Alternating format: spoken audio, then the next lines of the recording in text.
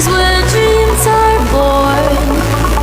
Million miles away, but it still feels like home in the land of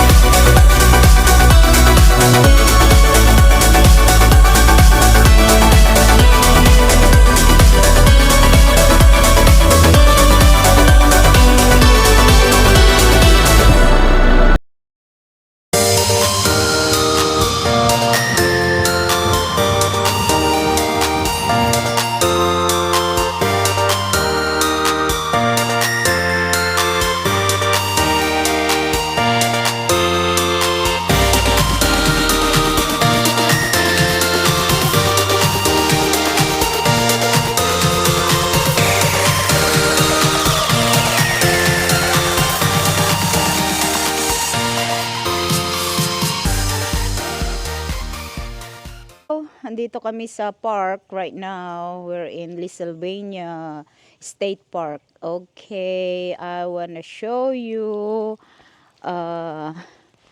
this park. Around this park, titingnan natin. I'm going to close to the water. Okay. Andito ako ngayon sa water. Umuulan right now, kaya nagtatampisaw ako, but it's okay kasi nag-i-enjoy lang since we're off for a week, so kailangan mag aliw-aliw. Okay, babalik ako and then pupunta ako dun sa water para makita nyo rin yung mga ginagawa ko dito sa park. Okay, okay, dito na lang muna. Look. Malamig nga lang, pero okay lang. Masarap magtampis-tampisaw. Ayan ang pa ako. Sarap, sarap, sarap. Dito muna tayo habang nag-uubos ng oras. You know, napaka-sad ng buhay namin sa ngayon. But I'm pretty sure kami lang, since marami kaming pinagdadaanan sa buhay. But like I said, what can we do, right? Wala tayong magagawa. Ito yung buhay na binigay para sa amin. Walang may gusto, but wala ka namang control. Kaya habang nabubuhay, ipagpapatuloy ang buhay. I know it's not easy.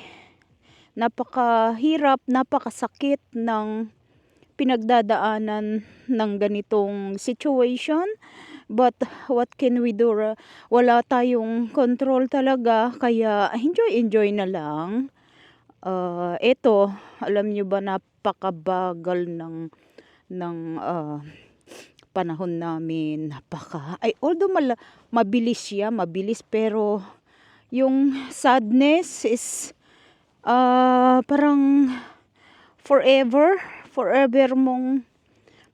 kang nasasaktan. Kaya kung ano-ano na lang ginagawa, ito, ang sarap sanang maghihiga ngayon sa bed, but I rather do this kasi alam nyo, actually wala pa akong tulog kaya lang I rather mag-activities than stay home and doing nothing. Kasi nga nag-off kami, but we didn't go anywhere, like yung lumayo kami para magbakasyon kasi we are not ready right now. Para bang everything is so sad. So wala kaming guts pumunta kung saan man. Kaya eto, Nag-lunch kami dito, nag-grill kami ng pampano, and then we have eggplant, tapos marami kaming chichirias. Yun ang kinain namin today. So, ganun lang. Yun lang ang ginawa namin for today. Anyway, like I said, ang hirap-hirap. Hindi madali. Hindi talaga madali. Pero, ito lang yung way ko para express ko yung nararamdaman ko. Pero, huwag kayong mag-alala kasi normal lang to sa mga katulad namin na nawala ng mahal sa buhay, especially pagka iisa lang ang anak mo, para bang gusto ko nang magalit but kahit magalit ako, wala akong magawa, 'di ba? Kaya sa akin, okay na ito. Ganun talaga ang buhay. Wala tayong control. Anyway, tomorrow magtatrabaho ako sa morning lang kasi I have a couple of clients na gustong magpagawa before the new year. So, na-break ko na naman yung promise ko sa asawa ko na I'm off for a week. Anyway, tomorrow and Friday lang, hopefully matapos ako ng like noon time or a little bit late para maki-hang out ako, makalabas kami, maka-activities kami tomorrow. Ganun talaga itong job ko is not, it's good, maganda dahil kumikita. But ang problema ko lang is minsan yung natutrouble ako kasi I already nag-compromise na ako, tapos I have to break the rules.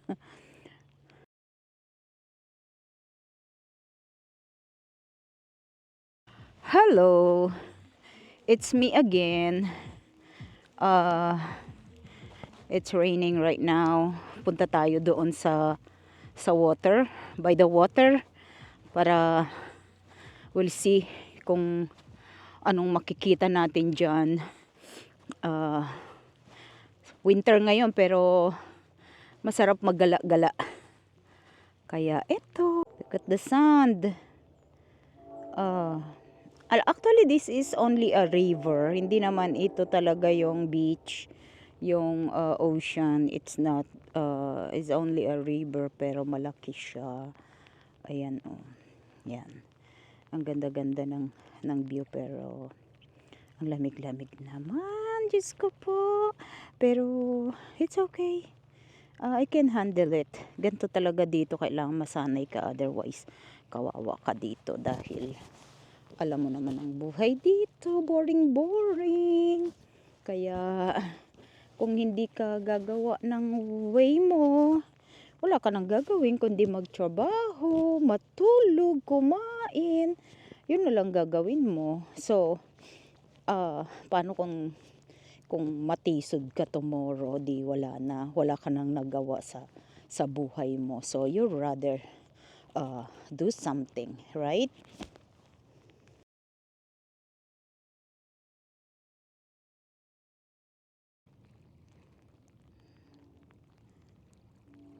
I wish you were here, anak ko.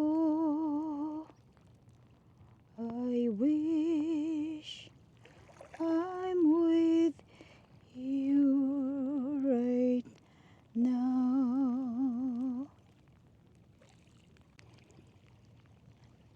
Look how sad. Walang tao. Nag-iisa dito si mama, anak. Daddy's in the shelter right now. He is playing music para libang-libang lang. Ito ang My daughter used to, you know, come here pag like summertime. May ilang beses din kaming uh, nag dito, nag-picnic. Actually, nag sila dito eh. Boating din sila kahit papano. Kaya lang, I think it's only once. Alam nyo kasi yung anak ko, hindi siya masyadong in sa water. Ayaw nyo, very uncomfortable kasi yung after you swim. Ganun talaga yun. Kaya noon yung nagsiswimming pa siya pinag-aaral ko pa siya mag-swimming. Yung swimming lesson niya, talagang ayaw niya. Kaya lang, I force her para matuto siya maglangoy. Kasi, ayaw niya yung ganun eh, yung yung very uncomfortable ang skin niya, yung hair niya, ayaw niya yun. Gusto niya, nakaayos siya lagi. Kaya, wala akong choice, but, sandali lang. Siguro mga 6 years din yata siya nag-swimming class or later than that. Kasi like I said, ayaw niya yung after they swim. Tapos, kasi tinatakpan ko tong aking gadget para hindi maulanan. Wala akong payong, hindi ako nagpapayong eh. Tamad magpayong. Kaya, I have to cover my camera. So anyway, yun yung mga ayaw niya, yung sticky siya, yung hindi siya nakapag-ayos. Kaya, hindi ko na pinilit nung nasa swim team na, alam nyo, ang anak ko, napaka talented talaga eh. Lagi siyang nananalo sa kanyang swimming. Kahit anong klaseng stroke ng swimming, hindi nila siya mabit. Same thing nung nag-track and field siya. Pero ang track and field niya is only sprinter kasi maliit siya eh. Wala siyang stamina compared to sa mga matatangkad dahil malalaki hakbang yun eh. So, talagang very athletic yung anak ko. Lahat ng bagay para bang lahat ng sports kaya niya. Sayang nga kung in-start ko siyang nag-basketball early kasi late na siya nag-basketball, like 8th grade na yata siya. So gagalit kasi hindi ko siya pinasok ng early. Kaya in-stop ko na lang kasi ma-injured yung anak ko. Hindi niya alam ang technique ng basketball, but kung na-train talaga yon, she's really good in everything. But syempre, hindi naman lahat makukuha natin. Like, she's almost perfect, but like I said, walang perfect. Kaya, ayun, marami siyang kinuha. Kasi, hindi pwedeng perfect ang tao. Look at this tree. Parang patay na siya, but it's not. Wala lang mga leaves, but buhay pa yan. Look at the beauty.